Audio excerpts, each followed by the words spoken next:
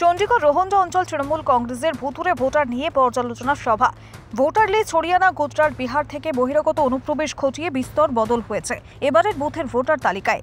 বাংলার ভোটারের epic number নিয়ে ভিন রাজ্যের ভোটারদের নাম তোলা হয়েছে। ভোটার লিস্ট বিস্তরের কারচুপি করে বিজেপি মহারাষ্ট্র এবং দিল্লিতে ক্ষমতায় এসেছে। এবার টার্গেট ওদের বাংলা। নেতাজি ইন্ডোর থেকে 27 ফেব্রুয়ারি 2025 বৃহস্পতিবার সভা থেকে তৃণমূল সুপ্রিমো মমতা ব্যানার্জি বলেন, মুখ্যমন্ত্রীর করা নির্দেশে মধ্যমগ্রাম বিধানসভার অন্তর্গত বারাসত ব্লক 2 এর মধ্যে ব্লক সভাপতি শম্ভুনাথ ঘোষের কথা মতো চণ্ডীগড় রোহন্ডা অঞ্চল সভাপতি সাকিব আহমেদের নেতৃত্বে 11 মার্চ মঙ্গলবার সকাল 10টা নাগাদ রোহন্ডা স্কুলের পার্শ্ববর্তী মাঠে সকল পঞ্চায়েত সদস্য ও বুথ সভাপতিদের নিয়ে ভুতুরে ভোটার পর্যালোচনা সভা অনুষ্ঠিত হয়। ব্লক সভাপতি শম্ভুনাথ ঘোষ বলেন, মমতা ব্যানার্জির নির্দেশে ভোটার লিস্ট বালিশের তলায় না রেখে আর একবার মিলিয়ে নিন এবং ভোটার লিস্ট নিয়ে বাড়ি বাড়ি যান এবং কোনো প্রকার গরমিল দেখলে বুথ নম্বর, সিরিয়াল নম্বর দিয়ে দলকে জানান। 10 দিনের মধ্যে ভোটার লিস্টের স্ক্রুটিনির অগ্রগতির খবর ব্লকে জানান লিখিতভাবে। পঞ্চায়েত সমিতির সভাপতি মনোয়ারা বিবি জানান, 10 দিনের মধ্যে সম্পূর্ণ করতে হবে। বিধবা ভাতা, বার্ধক্য ভাতা সহ একাধিক প্রকল্পগুলো পাচ্ছে কিনা তা জিজ্ঞাসা করতে হবে। গাইডলাইন বেঁধে দিলেন। এছাড়াও আরও বলেন, এখান থেকে সংগঠনকে আরও শক্তিশালী করতে হবে। পবিত্র রমজান মাস মিটলে অঞ্চল কমিটি বুথে বুথে গিয়ে মিটিং করে সংগঠন মজবুত করুন। অঞ্চল সভাপতি সাকিব আহমেদ বলেন, মুখ্যমন্ত্রী মমতা বন্দ্যোপাধ্যায়ের নির্দেশকে পাথেয় করে মন্ত্রী রথীন ঘোষ এবং ব্লক সভাপতির নির্দেশে সকল পঞ্চায়েত সদস্য এবং বুথ সভাপতির নির্দেশে দেওয়া হয়, নিজস্ব বুথে বুথে গিয়ে কোনো প্রকার গরমিল দেখলেই বুথ নম্বর এবং সিরিয়াল নম্বর দিয়ে দলকে জানান। এই দিনের পর্যালোচনা সভায় উপস্থিত ছিলেন বারাসত ব্লক তৃণমূল কংগ্রেসের শম্ভুনাথ ঘোষ, পঞ্চায়েত সমিতির সভাপতি মনোয়ারা বিবি, চণ্ডীগড় রোহন্ডা অঞ্চল সভাপতি সাকিব আহমেদ, প্রাক্তন সহ সভাপতি ইফতিকার উদ্দিন, জেলা পরিষদের সদস্য মমতা সরকার, প্রধান মাসুমা খাতুন, উপপ্রধান মাধব দেবনাথ, ছাত্রনেতা হীরা সহ সকল পঞ্চায়েত সদস্য ও নেতৃত্বরা উপস্থিত ছিলেন।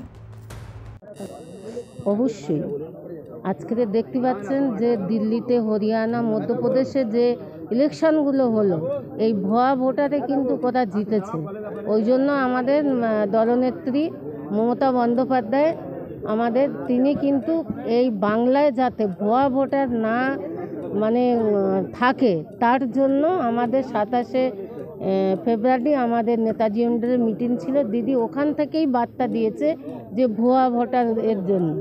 আজকে দেখুন, যখন নো আইডেন্টি নো ভোট, যখন দিদি এই এপিক নাম্বারটা দিদি কিন্তু ভোটার আই কার্ডটা দিদি ডাক দিয়েছিলেন, দিয়ে কতজন মানুষ শহীদ হয়েছিলেন।